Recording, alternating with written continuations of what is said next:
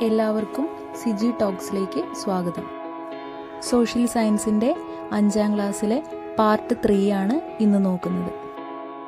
BC 1500 മുതൽ BC 600 വരെയുള്ള കാലഘട്ടം. വേദകാലഘട്ടം.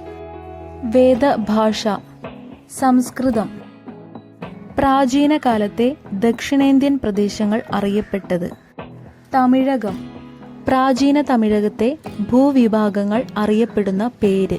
തിണകൾ. കുരുമുളക് കൃഷിക്ക് പ്രസിദ്ധമായ തിണ ഏത്?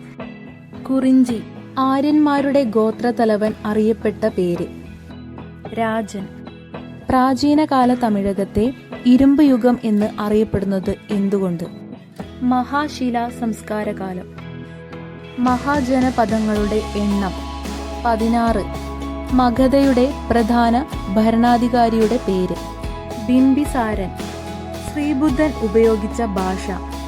പാലി ഭാഷ. മഹാവീരൻ ഉപയോഗിച്ച ഭാഷ?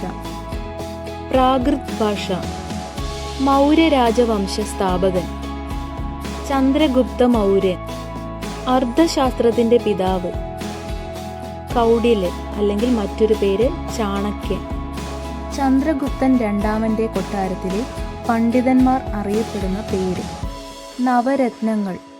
ചന്ദ്രഗുപ്ത രണ്ടാമൻ ഡൽഹിയിൽ സ്ഥാപിച്ച ഇരുമ്പ് തൂൺ ശാസനം? മെഹ്റൗളി. ആഗോള ആദരവ് പിടിച്ചുപറ്റുന്ന ഏക ഭരണ സംവിധാനം ജനാധിപത്യമാണ് എന്ന് അഭിപ്രായപ്പെട്ടത്? അമർത്യാസെൻ. ജനാധിപത്യ ഭരണം ജനങ്ങളുടെ ആഗ്രഹങ്ങൾക്ക് അനുസൃതമായിരിക്കണം എന്ന് അഭിപ്രായപ്പെട്ടത്? ഗാന്ധിജി. കടലിനോട് ചേർന്ന് കാണപ്പെടുന്ന വലിയ ജലാശയം? കായൽ. സമുദ്രനിരപ്പിൽ നിന്ന് 75 മീറ്ററിൽ കൂടുതൽ ഉയരമുള്ള പ്രദേശം? മലനാട്. കാലവർഷം, ഇടവപ്പാതി എന്നിങ്ങനെ അറിയപ്പെടുന്നത്? തെക്ക് പടിഞ്ഞാറൻ മൺസൂൺ.